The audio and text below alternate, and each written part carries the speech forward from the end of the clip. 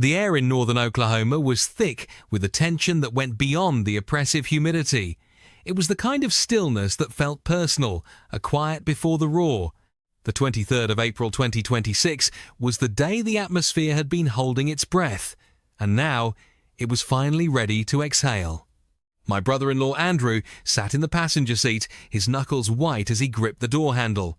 He'd been quiet for the last hour, a stark contrast to his usual boisterous self. He wasn't a storm chaser, he was an accountant. A man who preferred the predictable order of spreadsheets to the chaotic fury of nature. But today, I was determined to change that, to show him the raw, terrifying beauty I chased across the plains. For hours, we'd been playing a waiting game, watching the volatile conditions brew on our screens. A shortwave trough was slamming into a dry line, a volatile mix that was a recipe for disaster. We were nearly heading south, following the consensus of a dozen other chasers, when my instincts screamed at me. My eyes locked on the satellite imagery as towering cumulonimbus clouds began to erupt to the north near the small town of Brahman. "I think that was a good call," I said to the camera, the adrenaline already starting to pump. Last second, I saw those towers really starting to bubble. We turned around. This thing is about to go. We were right.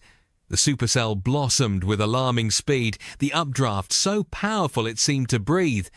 I slammed on the brakes as a menacing, rotating wall cloud descended from the base.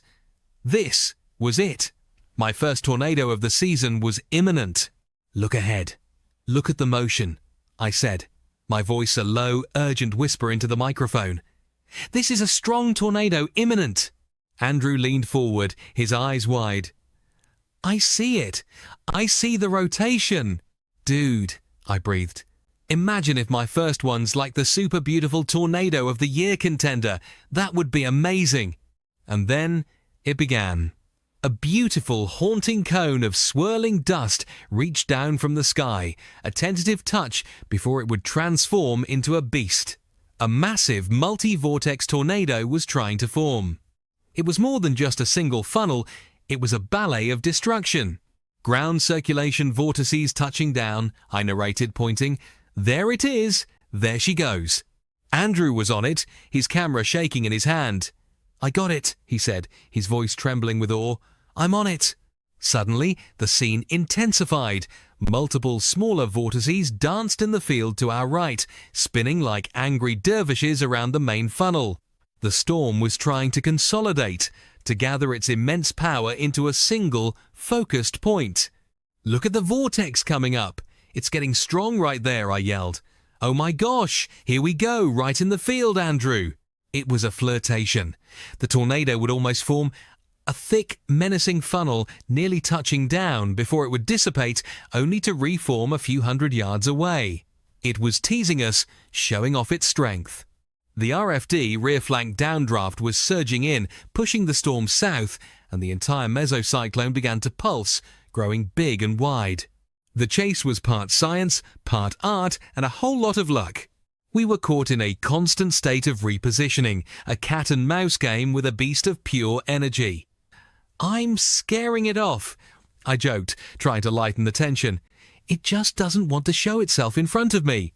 But at 7:06 p.m., the game changed. The multiple circulations, which had been feuding for dominance, finally merged. The cloud base seemed to boil, and a thick, ominous stovepipe dropped from the sky, connecting earth and heaven. "Holy Connect tornado," Andrew whispered, his face pale. It was massive, the definition of a wedge. It was no longer a tentative touch, but a full, terrible grasp. "We got little vortices? We got two," I shouted, scanning the area. And then we saw it. The rarest of rare sights. A satellite tornado, a smaller yet violent-looking funnel, was spinning in a perfect orbit around the main twister. It was a breathtaking spectacle.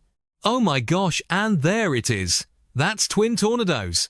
I screamed into the radio, my professional composure completely gone. "This is incredible! You've got to be kidding me!" We had a front row seat to one of Mother Nature's rarest performances. The main stovepipe was a thing of terrifying beauty, its motion violent and hypnotic. It was moving slowly, almost stationary, which meant it was incredibly dangerous. It was not moving in a predictable line. It was deviant, ready to strike anywhere. "Power lines coming down in front of me!" I yelled, slamming on the brakes. Massive power poles were groaning, leaning, and then, with a shower of sparks, crashing to the ground. They blocked our path.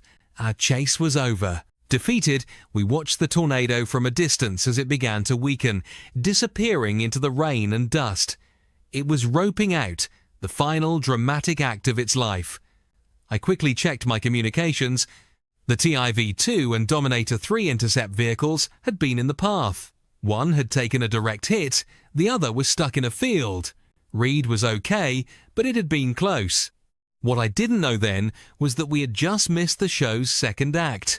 While we were fixing a flat tire, a new, even more powerful tornado had formed just 50 miles away, barreling towards the city of Enid, Oklahoma. The town of over 50,000 people was in its crosshairs. A rare and terrifying tornado emergency was issued. The monster was on the outskirts, and it was coming. Scott Peak, a fellow chaser who was ahead of the action, had emerged from the rain to witness the horror. "There it is, big stovepipe," he reported over the crackling radio, his voice strained. "Oh my gosh, it's not even moving. It's just sitting stationary." My stomach dropped. A stationary tornado is the worst-case scenario. It doesn't blow over. It obliterates. I'm right next to it. "Oh, there goes a building. There goes a building." Scott's voice came through, sharp with alarm. "We got buildings going here. Oh, home is gone." His transmission described a scene of utter devastation. Homes hit, a building leveled, the ground scoured. The tornado carved a path of destruction through the outskirts of town, coming within 2 miles of the city center before lifting. It was a terrifying near miss. 10 people were injured, and the path of destruction would later earn a mid-range EF4 rating, with winds over 180 miles per hour. As Andrew and I sat on the side of the road, our own chase over, the radio crackled with the frantic reports from Enid. The devastation was a sobering reminder. Chasing these storms wasn't a game. It was a quest to understand a force of nature that was as beautiful as it was unforgiving. "We missed the tornado of the day," I said quietly to Andrew, the professional disappointment softened by relief. He just nodded, looking out at the darkening, still churning sky. "Maybe," he said, his voice low, "but I think I saw enough." He was right. He had seen a tornado, maybe not the biggest, but he had seen the ballet of the twins, the raw, untamed power of a supercell. It was a day that had shattered the illusion of his predictable world. He was no longer just an accountant. He was a witness, forever changed by the tempest. And I knew, as we started the long drive home, that this wasn't a one-time thing for him. The storm had him now, too.